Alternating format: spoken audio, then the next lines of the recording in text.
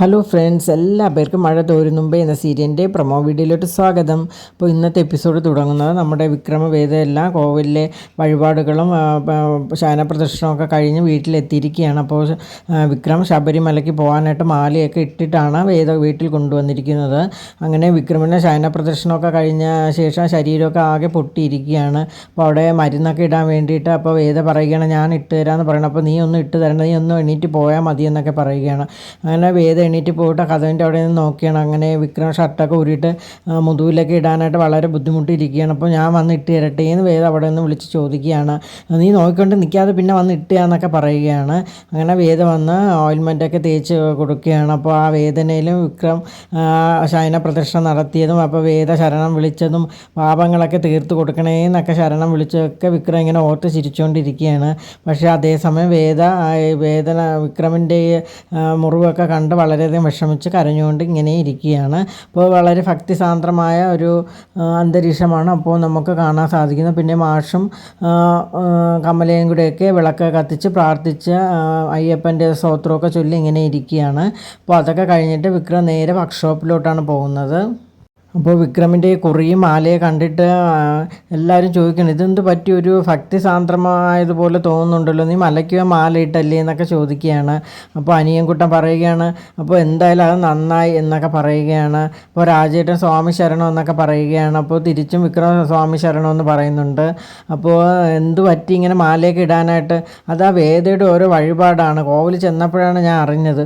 പിന്നെ അതിലാണ് നിന്ന് കൊടുത്തില്ലെങ്കിൽ പിന്നെ വീട്ടിൽ വരുമ്പോൾ അമ്മ എന്നെ ശരിയാക്കും എന്നൊക്കെ പറയുകയാണ്. അപ്പോൾ വേദ നിന്നെ ഓരോന്ന് അനുസരിപ്പിച്ച് തുടങ്ങിയല്ലേ എന്നൊക്കെ അനിയൻകുട്ടൻ ചോദിക്കുകയാണ്. ഒന്ന് പോടാന്നൊക്കെ വിക്രമ പറയുകയാണ്.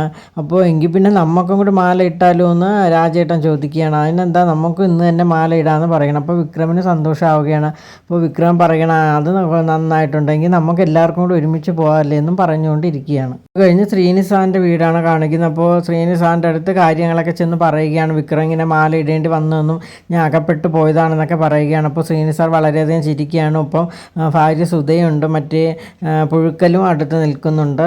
വേദ ചെയ്തത് നല്ല കാര്യം തന്നെ. അപ്പോൾ ഈ സമയങ്ങളിൽ നീ അക്രമങ്ങളിലൊന്നും ചെന്ന് ചാടാതിരിക്കുമല്ലോ, അത് നല്ല കാര്യം തന്നെ എന്നൊക്കെ പറയുകയാണ്. അപ്പോൾ സുധ പറയുകയാണ്, അപ്പോൾ എന്തായാലും നീ മലയ്ക്കൊക്കെ പോകാനായിട്ട് മാല ഇട്ടില്ലേ, മലയൊക്കെ ചവിട്ടി വരുമ്പോൾ നിങ്ങൾക്ക് നല്ലൊരു ജീവിതം തന്നെ അയ്യപ്പൻ തരുമെന്നൊക്കെ പറയുകയാണ്. അത് സുനിശ്ചിതമാണെന്നും പറയുകയാണ് സുധ. അപ്പോൾ എനിക്കൊരു വിഷമം ഉണ്ടെന്ന്, ഞാൻ കോവിലിൽ വഴിപാട് നേരുന്ന സമയത്ത് നിങ്ങളെല്ലാവരും വീട്ടിൽ വന്ന് വിളിച്ചില്ല, എന്നിട്ട് നിങ്ങൾ വന്നില്ലല്ലോ എന്നൊക്കെ പറയുകയാണ്. അത് പിന്നെ അന്ന് വിശ്വട്ടൻ്റെ കേസും കാര്യങ്ങളൊക്കെ ആയിരുന്നു ചേച്ചി, അതുകൊണ്ടാണ് വരാൻ പറ്റാത്തതെന്ന് വിക്രം പറയുകയാണ്. അതൊന്നും കുഴപ്പമില്ല എന്നൊക്കെ പറയുകയാണ്. അപ്പോൾ ഇനി സ്വാമിയുടെ പരിപാടി എന്താണ്, ഇനി മല ചവിട്ടുന്നവർ ഒരു പരിപാടിയിലും പങ്കെടുക്കില്ല എന്നാണോ എന്ന് ശ്രീനിസാർ ചോദിക്കണേ. ഈ അങ്ങനെയൊന്നുമില്ല, എന്ത് കാര്യത്തിനും ശ്രീനിസാറിൻ്റെ കൂടെ തന്നെ കാണുമെന്നൊക്കെ പറയുകയാണ്.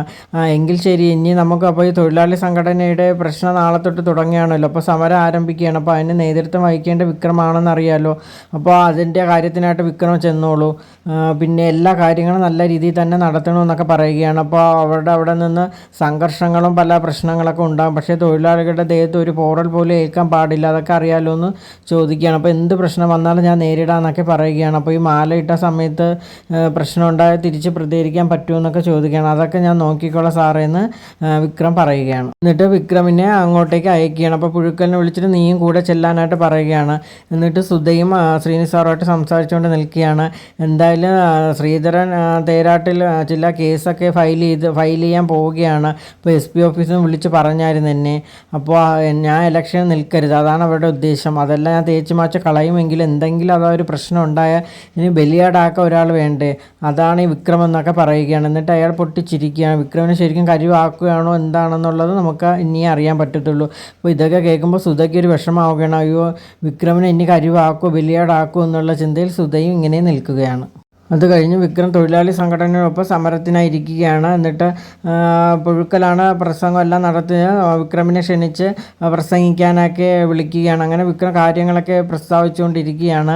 അപ്പോൾ ഈ തൊഴിലാളി സംഘടന എന്ന് പറഞ്ഞാൽ വളരെ ശക്തമായ ഒരു പ്രസ്ഥാനമാണെന്ന്, അപ്പോൾ ഈ മാനേജ്മെൻറ്റ് അതിന് കൂടെ നിൽക്കണമെന്നൊക്കെ പറയുകയാണ്. അല്ലാത്ത പക്ഷം നമ്മൾ നമ്മുടെ ശമ്പളമായാലും മറ്റെന്തായാലും നമ്മൾ ഈ സമരം ചെയ്ത് തന്നെ അത് നേടിയെടുക്കും എന്നുള്ള ഉറപ്പ് ഞാൻ നൽകുന്നതെന്നൊക്കെ വിക്രം പറയുകയാണ്. മാത്രമല്ല നമ്മുടെ ബാച്ചിൽ 6 പേർ ഓരോ ദിവസം ഇടവിട്ട് നിരാഹാര സമരം നടത്താനായിട്ട് തീരുമാനിച്ചിരിക്കുകയാണെന്നും വിക്രം പറയുകയാണ്. അപ്പോൾ ആ സമയത്ത് പുഴുക്കലിനെ ശ്രീകാന്ത് വിളിക്കുകയാണ്. അപ്പോൾ ശ്രീകാന്ത് ഈ പുഴുക്കൽ എന്ന് പറയുന്ന ശ്രീനിസാറിൻ്റെ ആളുമായിട്ട് നല്ല കമ്പനിയാണ്. അയാൾക്ക് പണമെല്ലാം കൊടുത്ത് ശ്രീകാന്ത് അയാളെ അടുപ്പിച്ച് വെച്ചിരിക്കുകയാണ്. അങ്ങനെ അയാൾ ഫോൺ ചെയ്യുകയാണ്, വിക്രമിനോട് എനിക്ക് സംസാരിക്കണമെന്ന്, പെട്ടെന്ന് തന്നെ അവൻ എൻ്റെ അടുത്തോട്ട് കൊണ്ടുവരണമെന്നൊക്കെ പറയുകയാണ്. അങ്ങനെ പുഴുക്കൽ പറയുകയാണ്, ശ്രീകാന്ത് സാർ അവിടെ നിൽപ്പുണ്ട്, നിന്നോടൊന്ന് സംസാരിക്കണം എന്നാണ് പറയുന്നത്. ശ്രീകാന്ത് സാറോ? നമ്മളെ തൊഴിലാളി സംഘടനയുടെ പിന്നെ ഇതൊക്കെ ആകുമ്പോഴത്തേക്ക് നമ്മുടെ എതിർപക്ഷമായാലും നമ്മൾ സാറേ എന്നൊക്കെ വിളിക്കണമല്ലോ എന്നൊക്കെ പറഞ്ഞ് തിരിപ്പിച്ച് വിക്രമിനെ അങ്ങോട്ടായി വിടുകയാണ്. അപ്പോൾ ശ്രീകാന്ത് വളരെയധികം അഭിനന്ദിക്കുകയാണ്, പ്രസംഗമൊക്കെ വളരെ നന്നായിട്ടുണ്ടെന്ന് പറയുകയാണ്. അപ്പോൾ നീ ഉദ്ദേശിച്ച കാര്യങ്ങളൊന്നും നടക്കില്ലെന്ന്, കൂടി വന്നാൽ ഞാൻ ഈ ഫാക്ടറി അടച്ചിടും, അതിൽ കൂടുതലൊന്നും ചെയ്യാൻ പറ്റില്ലല്ലോ, നിൻ്റെ ശമ്പളം കൂട്ടലും കുറയ്ക്കലൊക്കെ പിന്നെ നമുക്ക് കാണാമെന്നൊക്കെ പറയുകയാണ്. എങ്കിൽ അങ്ങനെ തന്നെ ആവട്ടെ എന്ന് വിക്രം പറയുകയാണ്. ഏത് അറ്റം വരെ പോകാനും ഞാൻ തയ്യാറാണെന്നും വിക്രം പറയുകയാണ്. അപ്പോൾ ഇതെല്ലാം കേട്ടിട്ട് ദേഷ്യത്തിൽ ശ്രീകാന്ത് കാറും എടുത്ത് നേരെ വീട്ടിലോട്ട് വരികയാണ്. അപ്പോൾ വീട്ടിൽ വരുമ്പോൾ അച്ഛനും സഹോദരി ദീപ്തിയും എല്ലാം കൂടെ കാപ്പി പിടിച്ചുകൊണ്ടിരിക്കുകയായിരിക്കും. അപ്പോൾ നീ വാ ഇരിക്കുന്നൊക്കെ പറയുകയാണ്. എനിക്ക് ഇരിക്കേണ്ട ആവശ്യമില്ല പറഞ്ഞാൽ വളരെ ദേഷ്യത്തിൽ നിൽക്കുകയാണ്. എന്താണ് പ്രശ്നമെന്ന് ചോദിക്കുകയാണ്. അച്ഛൻ കഴിച്ചിട്ട് വരൂ, നമുക്ക് കുറച്ച് സംസാരിക്കാൻ ഉണ്ടെന്നൊക്കെ പറയുകയാണ്. അങ്ങനെ നീ ഇരുന്ന് സംസാരിക്കാമെന്ന് പറയുകയാണ്. എങ്കിൽ പിന്നെ ഞാൻ എണീക്കാമെന്ന് പറയും. അപ്പോൾ പറയും വേണ്ട, ഞാൻ ഇവിടെ ഇരുന്ന് സംസാരിക്കാമെന്ന് പറയുകയാണ്. അപ്പോൾ കാര്യങ്ങളൊക്കെ പറയുകയാണ്. അപ്പോൾ തൊഴിലാളി സംഘടന ശ്രീനിസാറിൻ്റെ പാർട്ടിയുമായി യോജിപ്പിച്ച് ഇപ്പോൾ അവിടെ ഒരു സമരം നടത്തിയിരിക്കുകയാണ്. ഞാൻ ഫാക്ടറിയുടെ അടുത്ത് വരെ പോയിട്ട് തിരിച്ചു വരികയാണ് ചെയ്തത്. ഇനി നമ്മൾ എന്താണ് ചെയ്യേണ്ടത്? ഓരോ ഫാക്ടറിയായിട്ട് അടച്ചിടാനാണോ ഉദ്ദേശിക്കുന്നത്? എനിക്കൊന്നും മനസ്സിലാവുന്നില്ല അച്ഛൻ. എന്തെങ്കിലും പെട്ടെന്ന് തന്നെ ഇതിനെതിരെ ഒരു തീരുമാനം എടുത്തില്ലെങ്കിൽ നമ്മളെല്ലാ ഫാക്ടറികളും അടച്ചിടേണ്ടി വരുമെന്ന് ശ്രീകാന്ത് പറയുകയാണ്. നിങ്ങളെല്ലാവരും കൂടി എന്താണെന്ന് വെച്ചാൽ തീരുമാനിച്ച ഒരു തീരുമാനം എന്നെ അറിയിച്ചാൽ മതി, ഞാൻ മുകളിൽ കാണുമെന്നും പറയുകയാണ്. ശങ്കരനാരായണൻ പത്മമെല്ലാം വിഷമിച്ചിരിക്കുക, ഇനി എന്താണ് ഇതിനെതിരെ ചെയ്യാൻ പോകുന്നതെന്നുള്ള രീതിയിൽ. കഴിഞ്ഞ് മാഷിൻ്റെ വീടാണ് കാണിക്കുന്നത്. മാഷ് കുറച്ച് മലക്കറിയൊക്കെ വാങ്ങിച്ചുകൊണ്ട് വരുന്ന കമലയെ ഏൽപ്പിക്കുകയാണ്. ഇനി ഇവിടെ മീനൊന്നും വാങ്ങാൻ പറ്റത്തില്ലല്ലോ, അപ്പോൾ ഇനി മലക്കറിയൊക്കെ വേണമല്ലോ, അപ്പോൾ ഭക്തിസാന്ദ്രമായ രീതിയിൽ തന്നെ നമുക്ക് മുന്നോട്ട് പോകണമെന്നും അയ്യപ്പനോട് കളിച്ചാൽ നമുക്ക് പണി കിട്ടുമെന്നൊക്കെ പറയുകയാണ്. അതുകൊണ്ട് എല്ലാവരും നല്ല വ്രതശുദ്ധിയോട് കൂടിയേ പോകണമെന്നൊക്കെ പറയുകയാണ്. അപ്പോൾ കമല പറയുകയാണ്, അപ്പോൾ വിക്രം അവിടെ ഒറ്റയ്ക്കാണല്ലോ, അവൻ ആരും അശുദ്ധിയായിട്ട് ഒന്നും പോകുന്നില്ലെന്ന് കമല പറയുകയാണ്. അപ്പോൾ ആ സമയത്ത് അവിടെ വേദ വരികയാണ്. അപ്പോൾ നന്ദിനിക്ക് ഇതൊന്നും ഒട്ടും ഇഷ്ടപ്പെടുന്നില്ല. കാരണം നന്ദിനി മനസ്സിൽ വിചാരിക്കണം, ഈശ്വര ആഴ്ച ഒരുക്കിയെങ്കിലും ഒരു കഷ്ണം കരിവാടെങ്കിലും തിന്നാമെന്ന് വിചാരിച്ചാൽ ഇനിയിപ്പോൾ അതും നശിക്കുമല്ലോ എന്നൊക്കെ പറഞ്ഞ് വളരെയധികം ദേഷ്യത്തിൽ നിൽക്കുകയാണ്. അപ്പോൾ ആ സമയം വേദ വരികയാണ്. അപ്പോൾ വേദ വന്നിട്ട് അമ്മയോട് ചോദിക്കണം, അമ്മയെ വിക്രമിനുള്ള കറികളും ആഹാരമൊക്കെ ഞാൻ ഉണ്ടായിക്കോട്ടെ എന്ന് ചോദിക്കണം. അതിനെന്താ മോളെ നീ ഉണ്ടാക്കിക്കൊള്ളാനായിട്ട് പറയുകയാണ്. അപ്പോൾ ഇത് നന്ദിനിക്ക് ഒട്ടും ഇഷ്ടപ്പെടുന്നില്ല.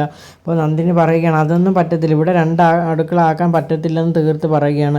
അപ്പോൾ ആരാണ് 2 അടുക്കള ആക്കണമെന്ന് പറഞ്ഞാൽ നന്ദിനി നീ ഒന്നും മിണ്ടാതിരിക്കുന്ന കമല പറയുകയാണ്. മോൾ അവനുള്ളത് ഉണ്ടാക്കി കൊടുക്കാനായിട്ട് പറയുകയാണ്. അപ്പോൾ നന്ദിനിക്ക് ദേഷ്യം സഹിക്കാൻ വയ്യാതിരിക്കുകയാണ്. അപ്പോൾ ആ സമയം വിക്രമം അവിടേക്ക് വരികയാണ്. അപ്പോൾ വേദയെ ചോദിക്കുകയാണ്, കാപ്പിയൊക്കെ എടുക്കട്ടെയും ചോദിക്കുകയാണ്. എടുക്കാനായിട്ടൊക്കെ പറയുകയാണ്. ഇപ്പോൾ എല്ലാം നല്ല സന്തോഷമായിട്ടും ഒക്കെ പോകുന്നൊരു സാഹചര്യങ്ങളാണ് ഇപ്പോൾ കാണിച്ചുകൊണ്ടിരിക്കുന്നത്. അപ്പോൾ ഇനിയും വിക്രം എന്തെങ്കിലും കുഴപ്പത്തിൽ ചെന്ന് ചാടുമെന്നുള്ളത് നമുക്കിനി അറിയാം. അപ്പോൾ ഇതോടുകൂടി ഇന്നത്തെ എപ്പിസോഡ് ഇവിടെ അവസാനിക്കുകയാണ്. അപ്പോൾ നിങ്ങൾക്ക് എൻ്റെ വീഡിയോസൊക്കെ ഇഷ്ടമാണെങ്കിൽ എൻ്റെ ചാനൽ ഒന്ന് സബ്സ്ക്രൈബ് ചെയ്യുക, അതോടൊപ്പം തന്നെ ലൈക്ക് ചെയ്യുക, ഷെയർ ചെയ്യുക, നിങ്ങളുടെ വിലയേറിയ അഭിപ്രായങ്ങളൊക്കെ അറിയിക്കുക. താങ്ക്